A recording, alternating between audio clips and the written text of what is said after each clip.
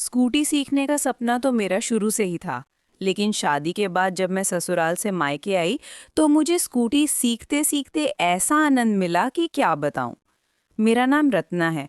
मैं 32 साल की हूँ। मेरी शादी हुई 3 साल हुए हैं। मेरे हस्बैंड बहुत अच्छे हैं।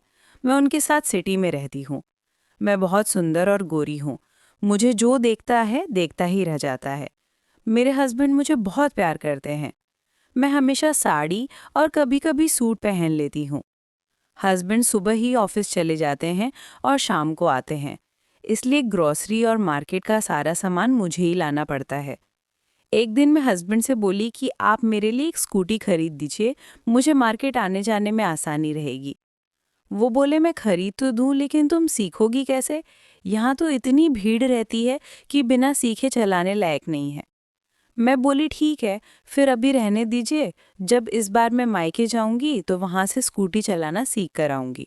फिर आप मेरे लिए स्कूटी खरीद दीजिएगा। वो बोले ठीक है। फिर एक दिन मेरी मम्मी ने फ़ोन किया और बोला कि तुम बहुत दिन से ससुराल में हो, थोड़े दिन मायके आ जाओ। मैं बोली ठीक है मम्मी, मैं आ जाऊंगी। फिर मैं अपने पापा के साथ मायके आ गई। मुझे देखकर मेरी मम्मी बहुत खुश हुई। उसके बाद मैंने मम्मी से कहा कि मम्मी, वहाँ आपके दामाद जी मेरे लिए स्कूटी खरीदने को बोल रहे थे, लेकिन प्रॉब्लम यह है कि मैं स्कूटी चलाना कहाँ सीखूं। मेरी मम्मी मेरी इस बात सुनकर बोली कि तुम्हारे मामा का लड़का सत्यम स्कूटी से ही अपने ऑफिस जाता है।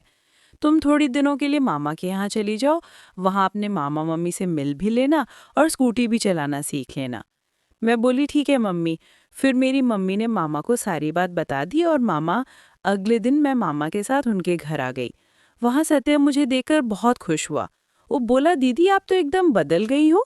मैंने कहा क्या हुआ? तो वो बोला अरे आप तो पहले से बहुत ज़्यादा खूबसूरत हो गई हो। लग रहा है जीजा जी ने बहुत मेहनत की है। उसकी बात सुनकर मैं शर्मा गई और बोली हाँ जीजा जी ने तो मेहनत की ही है, अब तुम्हें मेहनत करना है। वो बोला अरे सच में दीदी? मैं बोली हाँ, जीजा जी मेरे लिए स्कूटी खरीदने वाले हैं, अब मुझे स्कूटी सिखाने की जिम्मेदारी तुम्हारी है। वो बोला ठीक है दीदी, आप बिल्कुल भी चिंता मत करो, मैं आपको सिखा दूंगा। मैं बोली ठीक है। फिर अगले 2 दिन तो उसका ऑफिस था। उसने बोला दीदी संडे को चलेंगे और बाहर जो खाली पार्क है वहाँ आपको स्कूटी चलाना सिखाएंगे। फिर अगले संडे को सुबह हम लोग स्कूटी सीखने गए। उस दिन मैंने सूट पहना हुआ था। वो बोला दीदी सच में जीजा जी ने बहुत मेहनत की है। मैं शर्माकर बोली तुम ज़्यादा मत बोलो, चुपचाप चलो स्कूटी चलाना सिखाओ। उसके बाद उसने मुझे स्कूटी चलाने के कुछ बेसिक नियम बताए और फिर वो बैठ गया। मैं स्कूटी चलाने लगी। थोड़ी देर सीखने के बाद हम लोग घर वापस आ गए। वो बोला दीदी शाम को भी आप स्कूटी चलाना सीखने चलना। मैं बोली ठीक है। फिर हम लोगों ने खाना खाया और आराम करने लगे। मैंने हस्बैंड को फ़ोन कर बताया तो उन्होंने हंसते हुए कहा कि उसको बोल देना कि बस स्कूटी चलाना ही सिखाए और कुछ ना सिखा दे। मैं शर्मा गई और गुस्से में फ़ोन काट दी। फिर पता नहीं क्यों मेरा बहुत मन करने लगा। मैं समझ ही नहीं पा रही थी कि मेरा इतना क्यों मन कर रहा है। तब तक शाम हो गई। सत्यम फिर स्कूटी लेकर गया और मैं 1-2 बार चलाना सीखी। उसने मुझसे कहा दीदी आप तो बहुत अच्छा चला ले रही हो। मैं मुस्कराकर बोली मैं तो चला रही हूँ, तुम कब चलाओगे? वो समझ गया और बोला चलो घर फिर बताता हूँ। फिर जब सब लोग खाना खाकर लेट गए तो उसने मुझे उस सुख का एहसास करवाया जो मेरे हस्बैंड भी मुझे कभी नहीं करा पाए थे। मुझे इतना सुख पहले कभी नहीं मिला था।